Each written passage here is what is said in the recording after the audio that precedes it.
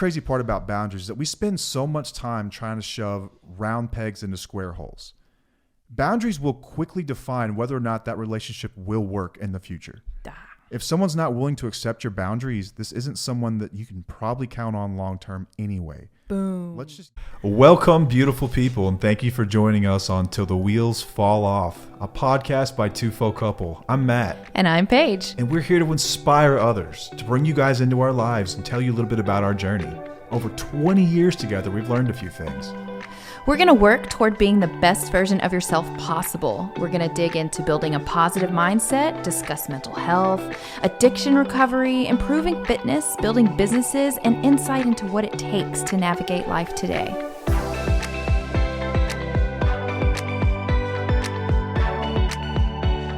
Welcome back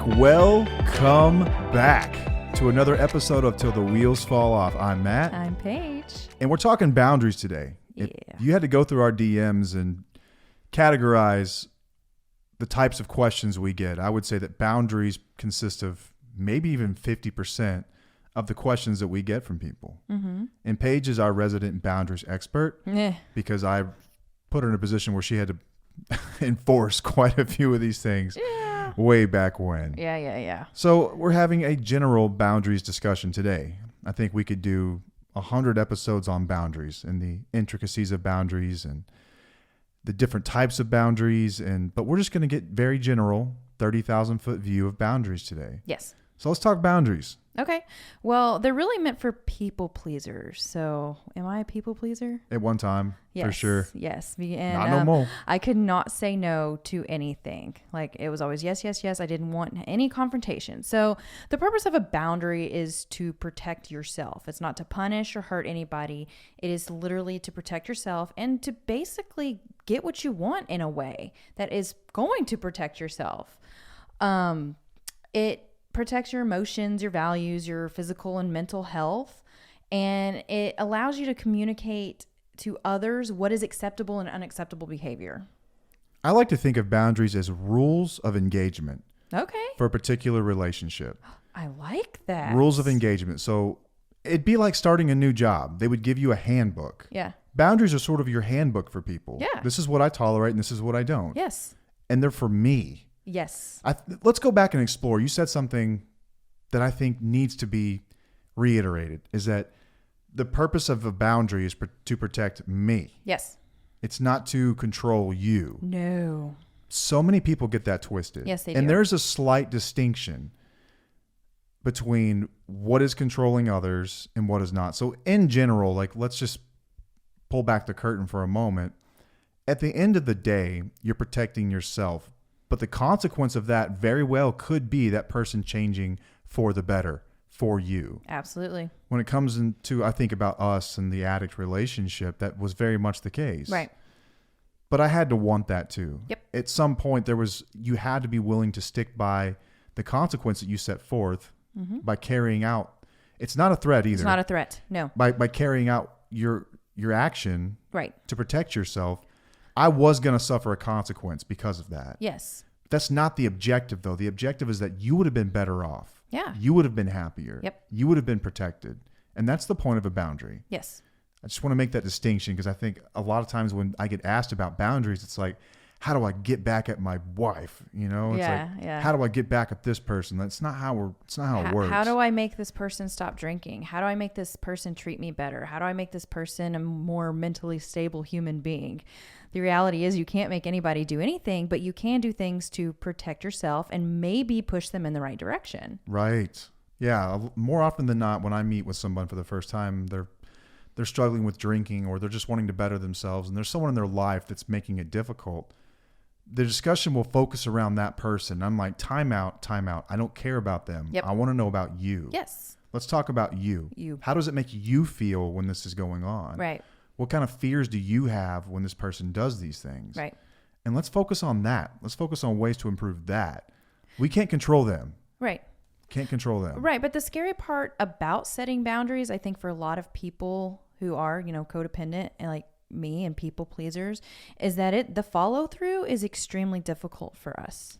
I can imagine for sure. I mean, you're taking an action that you're really not used to. Like Right. So when we set a boundary, we have to make sure that we are putting a boundary that is something that we will follow through with. Do not make it a threat. I know we already said that, but you've got to follow through with it or it means nothing. Nothing. And it's Yeah. just going to make the same cycle continue. Yeah, if nothing changes, nothing changes. And this is the first step for many people in that realm. We talk about it a lot. I'm sure we've mentioned it if you had to go back a dozen times since we've started the podcast, but if nothing changes, nothing changes. Yeah.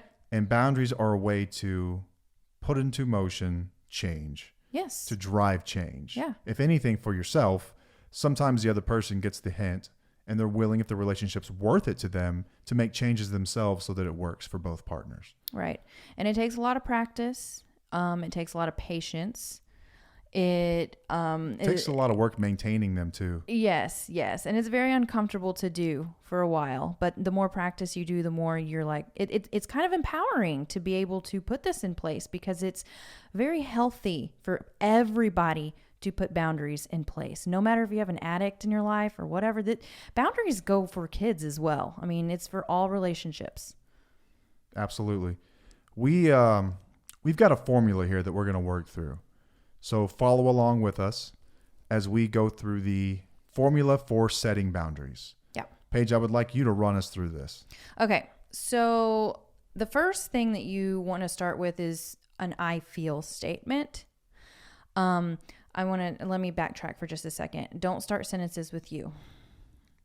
What do you mean by that? Like, you do this, you stop doing that, you do the, you make me feel a certain way, you, because it makes people feel threatened.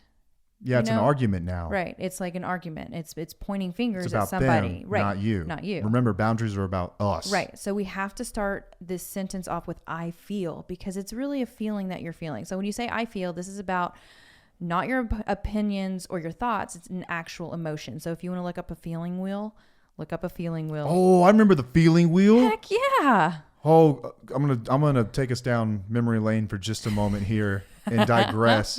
When I was in treatment, there were like 20 of us in a room, and we called it the man cave. They had us separated, males and females, and so we all gathered in this room every morning with the doctor and a few therapists, and they would pass around this laminated sheet of paper, and it was a feelings wheel. And like at the center of it, it had like a happy face and like a sad face and like an angry face, and like there was like a, I don't remember what the other one was, but like the different emotions you could feel. And then it would branch off in these like quarter sections, and it had like a dozen feelings listed, and the one outside of that was even bigger, and it had like 20 to 30 Google feelings. It's out there. And I remember staring at this thing, and I'm like emotionally numb is the only way I could define it. Yep. And I would be like, good? And they would wear my ass out. Good's not an emotion. Good's not a They're feeling. waiting for people to say good. I Oh, swear. they jumped on me so fast, and they would make me go through it. But it was feelings wheel. It sounds corny, but it was the first time I had to really explore what my emotions were. And it took time to figure out what I was feeling. Yep. I'd have to go through that damn wheel. And like today, I'm feeling depressed. Right. I didn't even realize it, but going through this and the series of emotions that I feel, I'm depressed or I'm anxious. Right. I'm sad. Right. Those are answers. Yes. They weren't looking for good. Good. I'm good. Yeah, I'm whatever. good. I'm fine. doing all right. Most time when people tell you that all is well and they're fine, it's not. Nah. It's just a... But there's a whole bunch of different emotions and feelings out there that people can look up, and that will help guide you through this process. Yeah, the feelings wheel's legit. I can vouch for it. Yeah. So the first part of the formula is I feel. And the next part is when. And this is being specific to the situation that is being discussed. Not any other situation. Not any other situation, just right now. one thing. And we're going to give you all a whole bunch of examples after we go through this formula so that you know what we're talking about. So this first step allows for an open and vulnerable conversation to begin. And sometimes it can resolve your problem. It can actually, it can stop there. If it doesn't, the next step is going to be useful. And this is where the actual boundary comes into play. So the next part is if you, and that is where you state continue with the specific behavior mentioned previously. So if you continue to do whatever you're doing, the specific situation, I will. And how do you protect yourself? That's the action. That is the action. So it's, I feel when, if you, I will. Yes. Let's go through some examples. Okay. I think if I'm in the car listening to this, I'm like, huh? I know. It's very hard when you don't have a visual. Yeah. So let's go through some examples. Okay. And some of these were actually pulled from worksheets that you and I had done a decade ago. 10 years ago. Mm-hmm. In a family education program when I was in treatment. Yes. So this is real stuff that we've worked through in our lives. I think it's applicable to a lot of the people that reach out. Yeah, for sure. And if it's not applicable to your situation, get creative and think about something going on in your life and how you would apply this. Mm-hmm. It's a healthy way to communicate your feelings and find solutions for them. Yep. Okay, let's go through some of these. Okay. So for a codependent, if you have an alcoholic spouse or an alcoholic in your life and you're just tired of it, here's a boundary that you can put in place. I feel angry when you drink alcohol. I need a sober partner who is mentally stable. If you continue drinking, I will leave the home until you are sober. Pretty specific. It's pretty specific. You're owning the situation. You're owning your part in this. Yeah. I feel angry when you drink alcohol. Yes. I need a sober partner. If you continue to drink, I will leave. And this is going to cause a fight. It could, yeah. So this is where the boundary has to be held. You hold strong and do not let go. Don't let that manipulation suck you in. Yeah, don't say it if you're not going to follow through with it. Right. Then maybe soften your boundary a little bit. Right. To something that will still protect Like you. leave the room. Leave the room. If that's softer for you, just don't engage. If that's what you just need to change something that you were doing beforehand. Okay, let's run through another one. Okay. One that I have? Yeah. Okay. So this was one that I actually had in treatment. So I feel irate and anxious when you spend money we don't have on drugs and alcohol. I need shared financial priorities. If you continue to spend frivolously, I had to write that funny, I will leave and live on my own. I remember when you told me this. Yeah. I actually had said that I was going to get my own separate account because we had a joint account at the time. And that would have worked in our situation. Yes, in because our I counted on situations. your income Yes, to get by. he did. If I was left on my own income, I'd have run through it really quick. Right. But if people have separate accounts. If you already have separate accounts, then I think that one you then just this said. is what you would want to do. Yeah, be willing to split and live your own life. Yes. Do not let this That's person. a You have to serious protect yourself. issue. It's serious. You can't let that person drain you forever and continue to let it occur. No. Your boundary is stop it. Stop it in its or tracks. peace out. I'm gone. I remember when you told me this. Another thing you did was you set up alerts to keep yourself accountable on keeping track of this as well. I did. You set up account alerts so that you knew anytime that I was spending money. It was the ATM. It was always cash because drug dealers are cash transaction. Yeah. So you would know anytime I got cash out. And to this day, I think you still have them, don't you?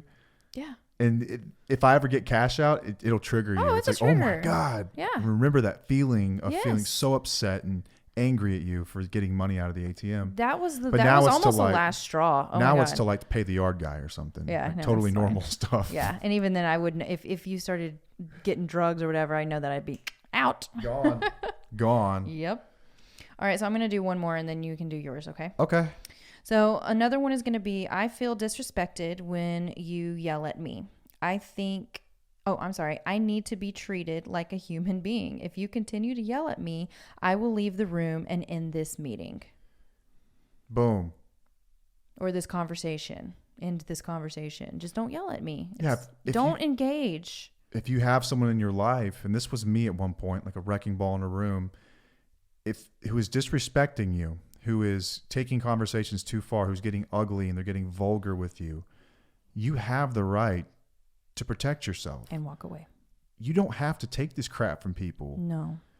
Let them know. You sit down and when you have these boundary type conversations, believe me, you don't bring them up in the moment. You say this before this occurs. Mm-hmm. So when everyone's calm, hey, let's get dinner tonight. I want to talk about some boundaries. Mm-hmm. And you sit down and you discuss them. Yeah.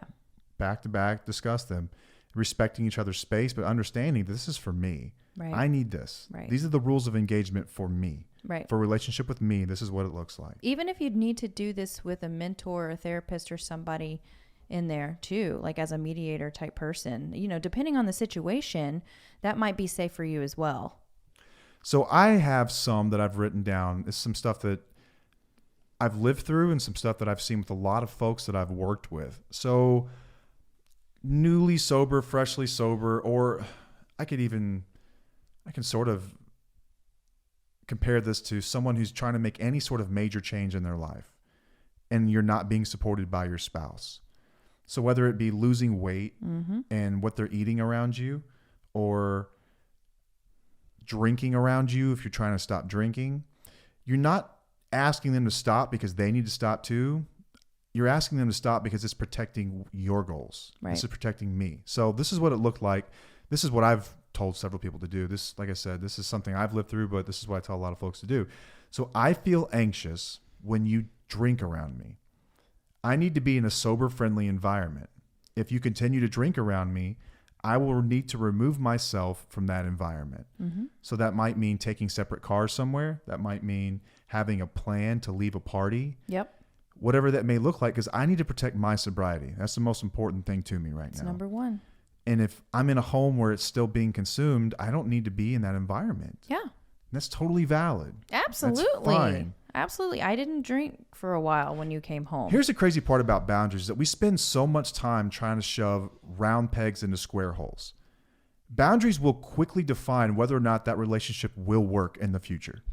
If someone's not willing to accept your boundaries, this isn't someone that you can probably count on long term anyway. Boom. Let's just get it out there. Let's put it out there. Yes. It either I love works or that. it doesn't. Let's just tear the Right. Band-Aid off. Right. Like, I know it's so scary for It some is, people, and it's hard. but like the answer is there, and you'll find out really quick who respects you and who doesn't. Yeah. And if they don't respect you, then why are you trying to make this work? Yeah. Just a thought. It's great. So here's another one. This is for, I've seen this play out many times too. I feel obligated and pressured when you ask me to watch your dogs when you leave town. Substitute watch your dogs for anything. Watch your kids, watch your house. Someone who's pressuring you to do something, and maybe they're in a position where it's tough to say no to them, or maybe you're just a people pleaser. So I feel obligated and pressured when you ask me to watch your dogs when you leave town. I need personal time and space. If you can continue to depend on me for this, I will respectfully decline. This is how to say no for introverts, Yes. for people pleasers, and that it's okay to say no. Yes. No is a, what is that? What do they say? It's a complete sentence. No is a complete sentence. And it is okay to say no. It is okay to say no. It is. It is okay to say no. If you continue to say yes and just take these punches, you will be miserable. You're setting yourself up. This is not unfair. No. This protects you. Yeah. And it's not the end of the world if someone else has to find an alternative solution for their choice to leave Yeah. and leave their obligations behind. It's not your job to Yep. always to rescue people. Yes. This is for rescuers as well. I've seen this one play out, and I've Rescuers seen this down boundary under. put in place, and it worked beautifully. That's awesome. It worked beautifully. I love that. It one conversation, and the problem was removed. Yeah. No more. Right. Everyone's happy. Yeah. This is one that I think we worked through. I feel angry when you take on my emotions. I need someone to listen. And what I meant by that was I don't need you to fix anything. I don't need you to get in the mud with me. I just need you to listen as I process through this crap. If you take on my emotions, I will leave the room. I'll have to process that on my own. So can you tell everybody why that was a problem for you? Like, what would happen every time that I would start to take on your emotions? We would fight. We would fight. We would get in an argument. Right. Because for some reason, I felt like when you're in love with somebody, you're supposed to feel what they feel. I don't.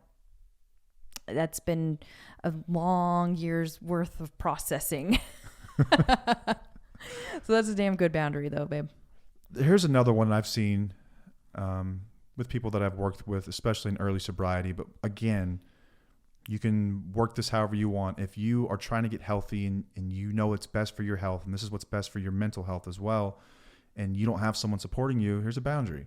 So I get angry when you get upset with me for going to meetings, AA meetings or NA meetings or any kind of meetings. It could be life ring meetings, refuge recovery, whatever it might gym? be.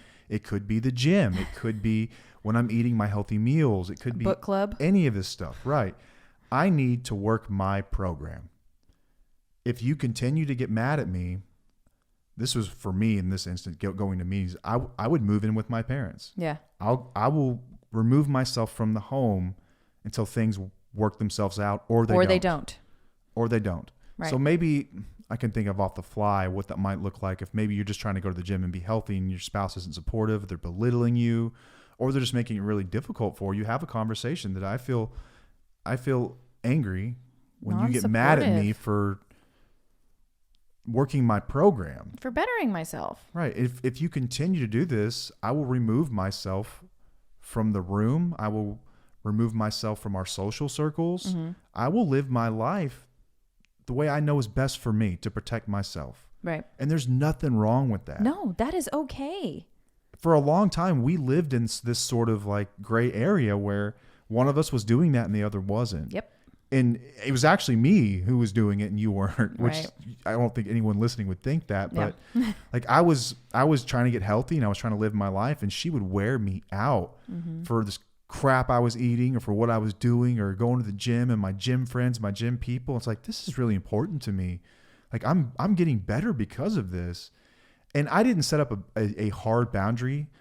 What I decided to do was sort of detach with love. You and I'm did. like, I'm just not going to include you in these conversations about my life anymore. Mm-hmm. I will keep those for those people. And you will, the boundary, really the consequence there is that you lose access to me. Yeah. You lose access to my emotions and that part of my life that I feel is really special. Right. And that's almost the worst punishment of them all. Yeah. It's like, I'm cutting you off from this part of my life. Yep. And that's fair. Yeah. That's fair. It It protected is. me. I didn't have to hear any BS about it. Even though we don't talk about the word fair, quit saying that. I say fair. I think when I say fair, that's fair. You're not asking too much of someone No, to say it that. is. It's reasonable. It's reasonable. That's much better word. Yeah, That's reasonable. It's a reasonable request of somebody. Right. So these are some basic boundaries you can work through. And these look different for everyone, varying degrees, right? It might be something fairly minor, but it is important to you. It could be something super serious, like an abusive spouse. Yeah. If you raise your voice at me, if you threaten me, Yeah. I'm out of here. I'm Right. calling the cops. Right. I'm getting a lawyer. I'm divorcing you. Like you can get as minor or severe as you need to protect yourself. But remember, these are for you. They're not to control the other person. No. At the end of the day, if someone doesn't want to respect your boundaries, consider why you're in this relationship in the first place. Think about it with a job, for instance. If you've got a boss, you're a salary employee, and it's been described that your job is basically 40 hours a week, Monday through Friday. If you've got someone who's hitting you up every weekend, hey, where's this project? Where's this project? Where's this project? Have a conversation about that. Yeah. Listen, this is my time with my family. I give you 5 days to wear me out and do what you need with me, and I let you do that. But Saturday and Sunday is time that I need with my family because I have a life outside of work. If that's a problem, that's an employer maybe you don't need in your life. Exactly. Maybe you find another job because of that. Right. And let them know, like, listen, these are my boundaries. You don't get to bother me Saturday and Sunday. Yeah. This is my time. Right. If you need me, we can talk about compensation for that, but you don't own me during these times. I'm out of here. Yep. That's reasonable. Yep. I almost said fair. I know you did. did. You hear me?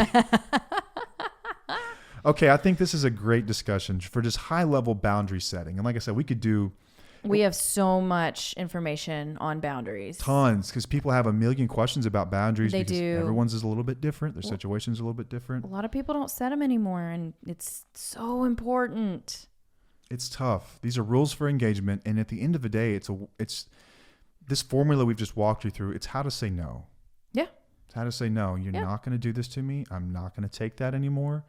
We're not doing this. Yep. Standing up for yourself and allowing yourself the space to grow, to be validated, to feel like you matter. This is crucial, important stuff. Yes, it is. I hope it's helpful. I hope this is helpful for somebody. Yeah, me too. Is that all we've got? Well, do you want to tell them? We going to tell them?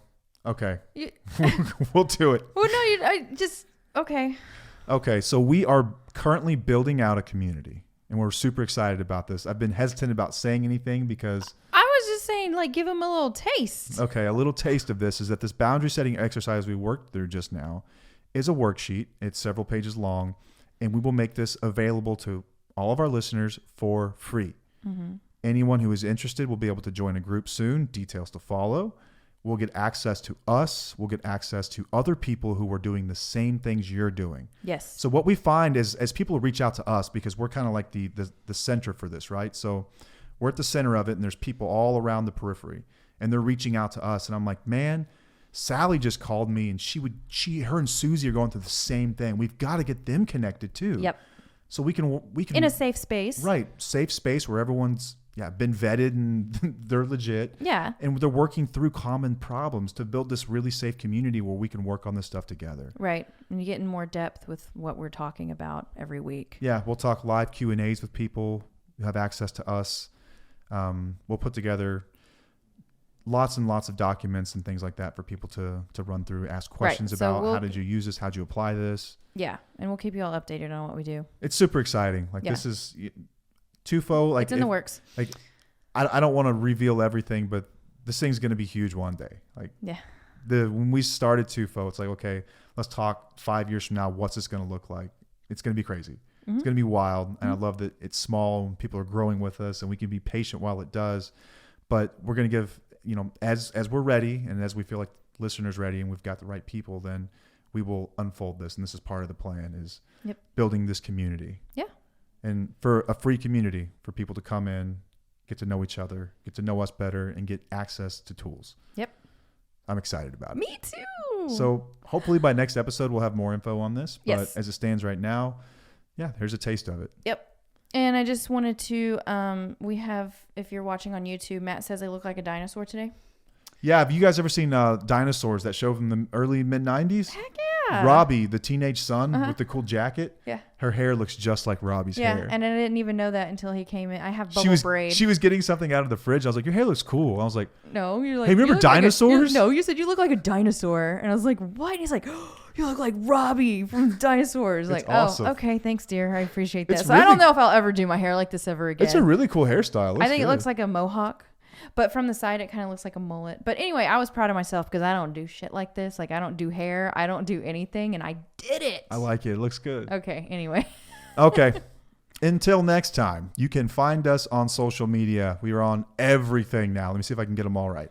Instagram at TUFO_couple. That's TWFO_couple. We are on TikTok at the same, at TUFO_couple. We are on Facebook at TUFO couple, no underscore, just TUFO couple. You can find us on the web at www.tufocouple.com. We are on Twitter at TUFO_couple, or is it just TUFO couple? There's no underscore. It's just TUFO couple. You'll find us there.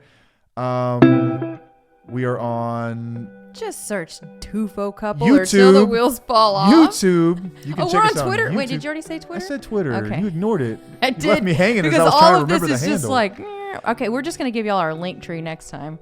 If you go to our Instagram page and you go to our bio, there's a link tree that's got a link for everything. Yeah, our link, it's TUFO. Just go to TUFO couple on Instagram, click our link tree, and everything is in there. Our YouTube page. We'll figure this out one day, y'all.